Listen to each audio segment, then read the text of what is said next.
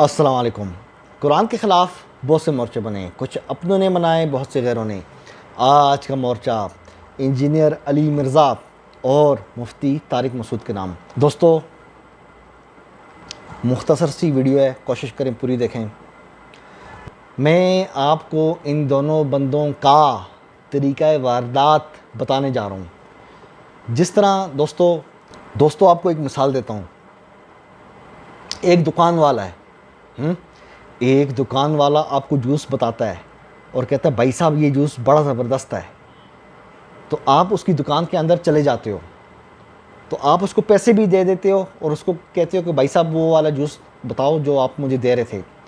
وہ اس کے بجائے اور کسی کمپنی کا جوس نکال کے آپ کو دے دے تو آپ کو غصہ تو آئے گا نا؟ آئے گا یا نہیں آئے گا؟ آپ بولو گے یار عجیب آدمی ہو، پہلے خود بلاتے ہو، جانسا دیتے ہو، میں جب دکان میں آیا آپ نے جس جوس کی تعریف کی تھی میں نے اس کے پیسے بھی دیے، وہ جوس دینے کے بجائے آپ مجھے کسی اور کمپنی کا جوس دے رہے ہو۔ سیم تھنگ ہیئر، یہ طریقہ واردات ہے مفتی طارق مسعود اور اس کا انجینئر علی مرزا کا۔ یہ دونوں پاکھنڈی یہ والا کام کرتے ہیں۔ کیا یہ آپ کو بتائیں گے قرآن، لیکن جب آپ ان کے پاس جاؤ گے نا، ان کی محفلوں میں، یہ آپ کے ہاتھ میں دے دیں گے صحیح بخاری اور صحیح مسلم۔ یہ ان کا طریقہ واردات ہے، یہ ان کا طریقہ ہے۔ انجینئر علی مرزا کی ویڈیو شروع ہی یہاں سے ہوتی ہے۔ دوستو، بخاری مسلم میں روایت ہے، بخاری مسلم میں روایت ہے، بخاری مسلم میں 2248 331 پتہ نہیں کون سا نمبر روایت ہے، اس میں یوں ہے۔ اور ہماری ویڈیو کہاں سے شروع ہوتی ہے؟ اللہ نے یہ کہا، میرے سونے اللہ جی نے یہ کہا۔ یہ دکھاتے ہیں دکاندار کی طرح قرآن۔ جب آپ ان کے پاس آتے ہو نا، یہ آپ کے ہاتھ میں ایک اور کچھ چیز دے دیتے ہیں۔ وہ اور چیز کیا ہے؟ یہ دیتے ہیں بخاری مسلم۔ اچھا، مفتی طارق مسعود اور انجینئر کی میں نے اکثر ان کی لڑائی دیکھتا ہوں۔ بھائی آپ کیوں لڑے ہو؟ آپ کیوں لڑے ہو؟ آپ تو دونوں ایک ہو، آپ تو اندر سے ملے ہوئے ہو، آپ تو دونوں بخاری مسلم والے ہو۔ انجینئر مرزا بھی بخاری مانتا ہے، مفتی طارق مسعود بھی بخاری مانتا ہے، پھر لڑائی کیسی؟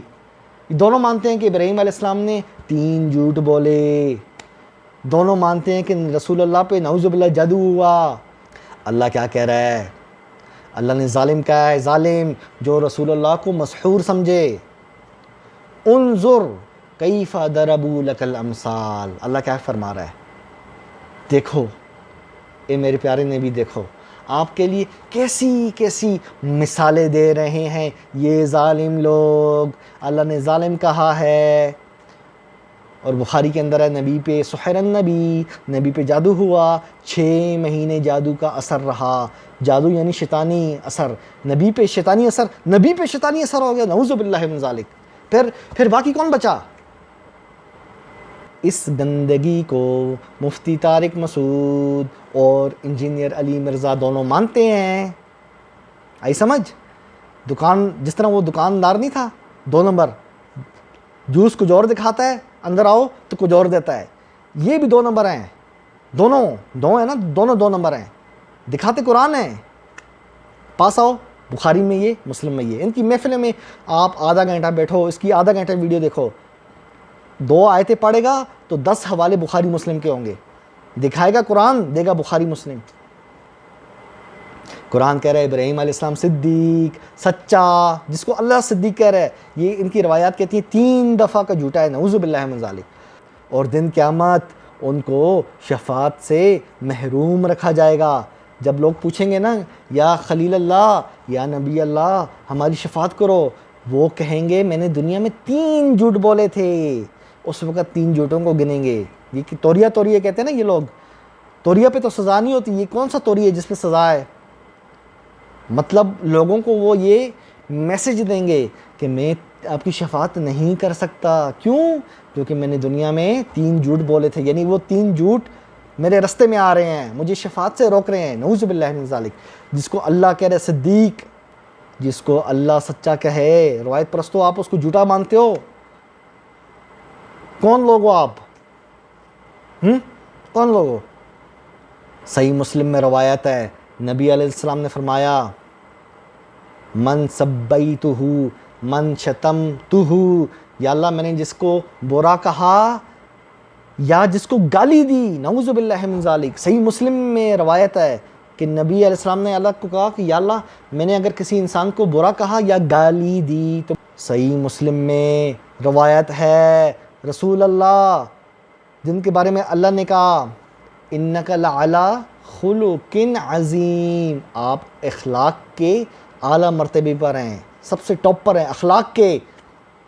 جو انسان اخلاق کے سب سے اعلیٰ مرتبے پر ہے اس کے بارے میں صحیح مسلم میں روایت ہے۔ کیا روایت ہے؟ کہ نبی نے فرمایا یا اللہ اگر میں نے کسی کو گالی دی یا برا بلا کہا، من سبیتہ ومن شتمتہ، تو وہ میری گالی اور میرا برا بلا کہنا اس کے لیے اجر اور ثواب بنا دے، نعوذ باللہ۔ روایت ہمیں یہ بتا رہی ہے صحیح مسلم کی کہ نبی برا بلا بھی کہتے تھے بلا وجہ اور گالی بھی دیتے تھے، نعوذ باللہ من ذالک۔ اس گندگی کو انجینئر علی مرزا اور مفتی طارق مسعود دونوں مانتے ہیں۔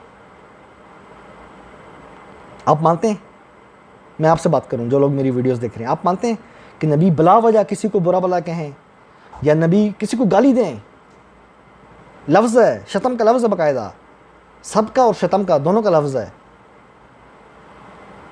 اندازہ کریں، اس گندگی کو مفتی طارق مسعود ڈیفینڈ کرتا ہے، انجینئر علی مرزا ڈیفینڈ کرتا ہے۔ آپ کی مرضی دوستو، یہ پکھنڈی ہیں دونوں اندر سے ملے ہوئے ہیں، ایک ہیں۔ کیوں؟ دونوں کا بابا ایک ہے، دونوں کا بابا بخاری اور مسلم ہے۔ دونوں نے بخاری اور مسلم کی رسی تھامی ہوئی ہے، اور ہم نے کس کی رسی تھامی ہے؟ حبل اللہ، اللہ کی رسی۔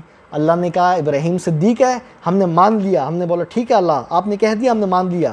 ہم 3 دفعہ کا جھوٹا نہیں مانتے۔ اللہ نے کہا نبی علیہ السلام اخلاق کے اعلیٰ مرتبے پر ہیں، ہم نے مان لیا، ہم نے کہا ٹھیک ہے اللہ آپ نے کہہ دیا، ہم نے مان لیا۔ ہم نبی علیہ السلام کو گالیاں دینے والا نہیں مانتے۔ فرق دیکھا آپ نے؟ مفتی طارق مسعود، انجینئر علی مرزا اور ہم میں کیا فرق ہے؟ پتہ لگ گیا؟ اللہ نے کہا ظالم ہے وہ شخص جو نبی کو مسحور کہے، انظر کیف ضربوا لک الامثال، دیکھو نبی آپ کے بارے میں کیسی کیسی مثالیں دے رہے ہیں۔ اللہ نے مذمت کی اس بات کی کہ جو نبی کو جادو زدہ کہے۔ اللہ نے کہا نبی پہ جادو نہیں ہوا، ہم نے مان لیا، ہم نے کہا ٹھیک ہے اللہ آپ نے کہہ دیا، ہم نے مان لیا۔ ہم نبی کو مسحور جادو زدہ نہیں سمجھتے، یہ مفتی طارق مسعود اور انجینئر مرزا دونوں سمجھتے ہیں۔ دیکھا قرآن چھوڑ کے بخاری کی رسی پکڑ لی۔ میں نے کہا تھا نا دکاندار کی طرح، دکھاتے کچھ اور ہیں دیتے کچھ اور ہیں، دکھاتے قرآن ہیں دیتے بخاری مسلم ہیں۔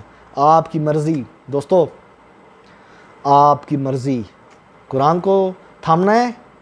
اگر قرآن کو تھامنا ہے تو آپ کو پھر انجینئر مرزا اور مفتی طارق مسعود بے شک سنو، میں آپ کو سننے سے نہیں روکنا، میں آپ کو بے شک سنو، میں آپ کو سننے سے نہیں روک رہا، کسی سے بھی سنو، لیکن اپنا دل ہمیشہ قرآن کے ساتھ لگا کے رکھنا۔ میں آپ کو اپنا بھی نہیں کہتا کہ میری ویڈیوز دیکھو، نہیں دیکھنی نہیں دیکھو، قرآن کو نہیں چھوڑنا آپ نے، ٹھیک ہے؟